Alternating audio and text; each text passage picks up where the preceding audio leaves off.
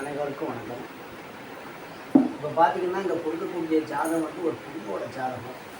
இந்த பெண்ணுக்கு வந்து பார்த்தீங்க அப்படிங்கிறது இருந்துச்சுன்னா அவங்க 1992 பிறந்திருக்காங்க. 32 வயசு வரைக்கும் அவங்களுக்கு வந்து திருமணம் ஆகலை. பிறக்கும்போது ஜனனத்தில் வந்து பார்த்தீங்க அப்படிங்கிறது இருந்துச்சுன்னா சந்திரன் வந்து 28 டிகிரியில் இருக்கார். இவங்க செவ்வாய் திசையில் பிறந்திருக்காங்க. செவ்வாய் திசையில் பிறந்திருக்காங்க. 2015 வரைக்கும் செவ்வாய் திசை இருந்திருக்குது. 2015 இருந்து ஒரு 16 வருஷம் 31 வயசு வரைக்கும் இவங்களுக்கு குருதசை நடந்திருக்குது. இப்போ 31 வயசு வரைக்கும் அப்படின்னு நாம் எடுத்துக்கிட்டோம் அப்படிங்கிறது இருந்துச்சுன்னா இப்போ கிட்டத்தட்ட இந்த 2024 வரைக்குமே நம்ம எடுத்துக்கலாம். 2024, 25 வரைக்கும் எடுத்துக்கலாம். அது வரைக்கும் குருதசை நடந்துருக்குது. இவங்களுக்கு அந்த குருதசை இதில் வந்து அவங்க குருதசை அது முடிந்தது வரைக்கும் அவங்களுக்கு திருமணம் ஆகலை. பொதுவாக வந்து ஒரு ஜாதகத்தில் வந்து குரு பகவான் பார்வை இருந்தால் அவங்களுக்கு திருமணம் ஆகும் அப்படின்னு எல்லாருமே வந்து சொல்கிறாங்க. ஆனால் இந்த ஜாதகத்தில் வந்து குரு தசையிலேயே இவங்களுக்கு வந்து திருமணம் நடக்கலை. பார்த்திங்கன்னா இந்த லக்கணம் வந்து விருச்ச லக்கணம். இந்த விருச்ச லக்கணத்துக்கு வந்து அதிபதி அப்படின்னு எடுத்துக்கிட்டோம் அப்படிங்கிறது இருந்துச்சுன்னா செவ்வாய் பகவான். அந்த லக்கணத்துக்கு வீடு கொடுத்த அந்த செவ்வாய் பகவான் இந்த லக்கணத்துக்கு 8ஆம் இடத்துல போய் அவர் வந்து மறைஞ்சிட்டார். அது ஒரு விஷயம். லக்கணம் வந்து பார்த்திங்கன்னா 8 டிகிரி வாங்கியிருக்குது. அப்போ லக்கணம் 8 டிகிரி அப்படின்னு சொன்னோம் அப்படிங்கிறது இருந்துச்சுன்னா 3.20 இந்த விருச்சகத்தில் வந்து குருவோட பாதம் வரும். அப்போ 3.20க்கு மேலே வந்து பார்த்தீங்க அப்படிங்கிறதுனா சனியோட நட்சத்திர பாதம் அந்த இடத்துல வரும். அப்போ அந்த சாரம் வந்து லக்கணத்துக்கு சாரம் கொடுத்தவர் வந்து 3ஆம் இடத்துல அவர் வந்து நல்ல பலமாக தான் இருக்கார். அதுக்கப்புறம் திரும்ப மறுபடியும் பார்த்தீங்கன்னா புதன் வந்து 8 டிகிரியில் உட்கார்ந்துருக்கிறார். அப்போ லக்கணமும் புதனமும் இந்த 8 டிகிரியில் சனி பகவானுடைய சாரத்தை தான் வாங்கியிருக்கிறாங்க. சனி பகவான் வந்து இந்த லக்கணத்துக்கு அவர் வந்து 3ஆம் இடத்துல நல்ல பலமாக தான் உட்கார்ந்துருக்கிறார். அதுக்கப்புறம் பார்த்திங்கன்னா சுக்கிரன் வந்து 12 டிகிரி வாங்கியிருக்கிறாரு. அப்போ அந்த சுக்கிரனும் பார்த்தீங்க அப்படிங்கிறது இருந்துச்சுன்னா இந்த லக்கணத்துக்கு அவரும் வந்து சனி பகவானுடைய சாரத்தை தான் வாங்கியிருக்கிறாரு. அவரும் பலமாக தான் இருக்கிறார்.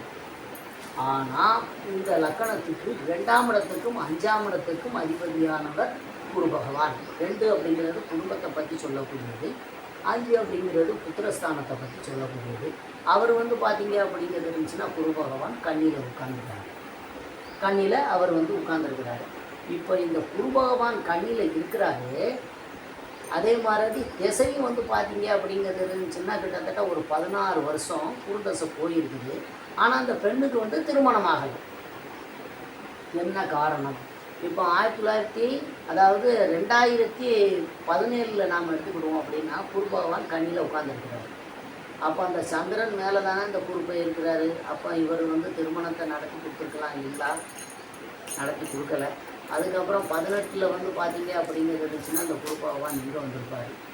அதுக்கப்புறம் திரும்ப மறுபடியும் 19 வந்து விருச்ச லக்கணத்தை வந்து அவர் வந்து அந்த விருச்ச லக்கணத்தில் மேலே போயிருப்பார். அப்போ விருச்ச லக்கணத்தில் மேலே போயிருக்கும்போது அப்போ வந்து இவர் வந்து திருமணத்தை நடத்தி கொடுத்துருக்கலாம். அப்போ வந்து அவர் வந்து நடத்தி கொடுக்கல. சரி, ரைட்டு, ஓகே. இப்போ இது வரைக்கும் பார்த்தோம் அப்படிங்கிறது இருந்துச்சுன்னா இதெல்லாம் சின்ன வயசில் நமக்கு வந்து திருமணத்தை வந்து நடத்தி கொடுக்க முடியாது. அது வந்து அந்த அளவுக்கு எதிர்பார்க்க வேண்டாம். இப்போ வந்து பார்த்தீங்க அப்படிங்கிறது இருந்துச்சுன்னா குரு பகவான் 2022 குரு பகவான் வந்து இந்த பார்த்தீங்கன்னா இந்த லக்கணத்துக்கு 5ஆம் இடத்துல போய் உட்கார்ந்துருக்கிறாரு. அப்போ புத்திரஸ்தானத்தில் போய் உட்கார்ந்துருக்கிறாரு. அப்போ இந்த குரு புத்திரஸ்தானத்தில் இருக்கக்கூடிய அந்த குரு இந்த லக்கணத்துக்கு அதாவது இந்த லக்கணத்துக்கு 9ஆம் இடமாகிய சந்திரனுடைய பாதகஸ்தானத்தை வந்து பார்க்குறாரு. அதே மாதிரி பார்த்திங்கன்னா 22 இந்த குரு வந்து மகரத்துக்கு வந்திருக்கிறாரு. மகரத்துக்கு வரும்போது இந்த செவ்வாயை வந்து 5ஆம் பார்வையாக பார்த்துருக்கிறாரு. அப்போ அந்த காலகட்டங்களில் இந்த திருமணத்தை இவர் வந்து நடத்தி கொடுக்கல. அதுக்கப்புறம் இன்றைய சூழ்நிலையை நாம் எடுத்துக்கிட்டோம் அப்படிங்கிறது இருந்துச்சுன்னா இந்த கோச்சார குரு பகவான் இந்த செவ்வாய் மேலே தான் அவர் வந்து பயணிக்கிறார். அதாவது 2025 இந்த குரு பகவான் வந்து செவ்வாய் மேலே தான் பயணிக்கிறார். அங்கே பயணிக்கக்கூடியவர் 5ஆம் பார்வையாக லக்கணத்துக்கு இந்த 12ஆம் இடம், அதாவது கட்டில சுலம் அப்படின்னு சொல்லக்கூடிய இந்த 12ஆம் இடத்தை இவர் வந்து பார்வை செய்கிறார். அதுக்கப்புறம் திரும்ப மறுபடி பார்த்திங்கன்னா 5, 6, 7 அப்போ அந்த 7ஆம் பார்வையாக இங்கே இருக்கக்கூடிய குரு பகவான் 7ஆம் பார்வையாக இந்த 2ஆம் இடம் அப்படின்னு சொல்லக்கூடிய அந்த குடும்ப ஸ்தானத்தை அவர் வந்து பார்வை செய்கிறார். அப்போ திருமண நடத்தி கொடுக்குறதுக்கு உண்டான வாய்ப்புகள் அந்த இடத்துல இருக்குது. அதுக்கப்புறம் பார்த்தீங்க அப்படிங்கிறது ஏன் இந்த குரு வந்து இந்த திருமணத்தை நடத்தி கொடுக்கல? அப்போ இதுக்கெல்லாம் ஒரு காரணம் இருக்கும் இல்லைங்களா? என்ன காரணம்? 2ஆம் இடத்துக்கும் 5ஆம் இடத்துக்கும் அதிபதியாகிய குரு பகவான் கண்ணியில் போய் உட்கார்ந்துருக்கிறாரு. அந்த கண்ணியில் வந்து பார்த்தீங்க அப்படிங்கிறதுன்னா ஒரு விஷயம் இருக்குது. என்ன விஷயம் இருக்குது அப்படின்னு பார்த்தீங்கன்னா, இந்த குரு பகவான் வாங்கின சாரம் 9 டிகிரி வாங்கியிருக்கிறார். அப்போ 9 டிகிரி அப்படின்னு சொல்லும்போது அது யாரோட சாரம் அப்படின்னு கேட்டால், இந்த பக்கத்தில் வந்து 3.20 வரைக்கும் சூரிய பகவான் நட்சத்திரம் இருக்குது. அப்போ இந்த பக்கம் வந்தோம், கண்ணில் வந்தோம் அப்படின்னா 10 டிகிரி இருக்குது. இந்த 10 டிகிரியில் அப்போ அந்த குரு பகவான் வாங்கின நிற்கக்கூடிய டிகிரி அப்படின்னு பார்த்தீங்கன்னா 9 டிகிரி. அப்போ 9 டிகிரி அப்படின்னு சொல்லும்போது அந்த சூரிய பகவான் உத்திர நட்சத்திரம் 4ஆம் பாதத்தில் இந்த குரு பகவான் இருக்கிறார். அந்த உத்திர நட்சத்திரம் 4ஆம் பாதத்தில் இருக்கக்கூடிய குரு பகவான் அவரோட சொந்த விஷயம் என்ன அப்படின்னு பார்த்தீங்கன்னா, அவருக்கு உண்டான காரண குணம் என்ன அப்படின்னு பார்த்தீங்கன்னா, 2ஆம் இடத்துக்கும் 5ஆம் இடத்துக்கும் அதிபதியானவர். அப்போ 2ஐயும் இயக்குவார், 5ஐயும் இயக்குவார்.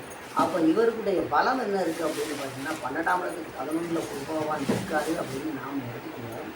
ஆனால் இருந்தாலும் கூட அவர் வந்து சூரிய பகவானுடைய சாரத்தை வாங்கியிருக்கிறாரு. சூரிய பகவான் அப்படின்னு சொல்லக்கூடியவர் இந்த லக்கணத்துக்கு 12, 11, 10, 10ஆம் இடத்துக்கு அதிபதி. அவர் வந்து பார்த்தீங்க அப்படின்னு சொன்னால் இந்த லக்கணத்துக்கு 12ல் மறைஞ்சிட்டாரு. அப்போ நீசமாகிறாங்க. அப்போ அந்த நீசமான அந்த சூரிய பகவானுடைய அந்த சாரத்தை வாங்கினதுனால குரு வந்து அந்த பலகீனமானது. அப்போ குரு பலகீனமானதுனால இவரால் திருமணத்தை நடத்தி கொடுக்க முடியலை. அது ஒரு காரணம். அதுக்கப்புறம் திரும்ப மறுபடி பார்த்தீங்கன்னா 2ஆம் இடத்துல 26 டிகிரியில் ராகு வந்து உட்கார்ந்துருக்கிறாரு. 26 டிகிரி அப்படின்னு சொன்னோம்னா தனுசு மண்டலத்தில் இந்த இடத்துல சுக்கிர பகவானுடைய நட்சத்திரம் வரும். வந்து அதுக்கப்புறம் திரும்ப மறுபடியும் அதுக்கு மேலே போகும்போது சூரிய பகவானுடைய நட்சத்திரம் அங்கே வந்து போகுது. அப்போ சுக்கிர பகவானுடைய நட்சத்திரத்தை இந்த ராகு வந்து பிடிச்சிருக்காரு. 2ஆம் இடத்துல இருக்கக்கூடிய ராகு குடும்பஸ்தானம் அதை தன்வசப்படுத்தி கொள்வார். அதுக்கப்புறம் திரும்ப மறுபடியும் பார்த்தீங்கன்னா இந்த லக்கணத்துக்கு 8ல் லக்கணத்தில் வீடு இருக்கிற அந்த செவ்வாய் பகவான் 8ல் போய் மறைஞ்சு நிற்கிறாரு. மறைஞ்சதோடு மட்டும் இல்லாமல் இந்த பலகீனம் ஆன அந்த குரு பகவானுடைய சாரத்தை இவர் செவ்வாய் பகவான் வாங்கியிருக்கிறாரு. அதோடு மட்டும் இல்லாமல் இவர் கேதுகளிலே இருக்கிறாரு. இந்த கேது வந்து பார்த்தீங்க அப்படின்னு 26 டிகிரி, இந்த செவ்வாய் 26 டிகிரி. ஆக கணவன் அப்படின்னு சொல்லக்கூடிய என்னோட ஜாதகத்தில் கணவனாக நம்ம சொல்லக்கூடிய அந்த செவ்வாய் இந்த கேதுடைய போயிட்டாரு. அதாவது கேது கூட இவர் வந்து 20 கலை தான் வாங்கியிருக்கிறாரு. ஆனால் இருந்தாலும் அந்த கேதுவோட பிடியில் போய் அவர் போய் உட்காந்துட்டாரு. அதனால் செவ்வாய் வந்து இங்கே பலகீனப்பட்டுட்டாரு. அதனால் இந்த பெண்ணுக்கு கிட்டத்தட்ட 32 வயது ஆகி திருமணம் ஆகவில்லை. வேறு இந்த பெண்ணுக்கு திருமணம் ஆகுமா ஆகாதா இந்த ஒரு விஷயத்தை நம்ம குரூப்பில் இருக்கக்கூடிய எல்லாரும் பதிவு பண்ணுங்கள். நன்றி, வணக்கம். இப்போ வந்து பார்த்தீங்க அப்படின்னு இருந்துச்சுன்னா, ஒரு பெண்ணுக்கு திருமணம் ஆகணும் அப்படிங்கிறது இருந்துச்சுன்னா 9ஆம் இடம் சம்மந்தப்படணும் அப்படின்னு சொல்கிறாங்க. அப்போ இந்த 9ஆம் இடம் சம்மந்தப்படுகிறது கடகத்துக்கு இந்த குரு பகவான் வரும் பொழுது இந்த லக்கணத்துக்கு 9ஆம் இடம் அப்படின்னு சொல்லும்போது சந்திரன் இருந்து அந்த குரு பகவான் வரும்பொழுது அங்கே இருந்து பார்த்தீங்க அப்படின்னு இருந்துச்சுன்னா 3, 2, 5 அதாவது 2ஆம் இடத்தை வந்து அவர் பார்வை செய்வார். அப்போ ஒரு வாய்ப்பு இருக்குது.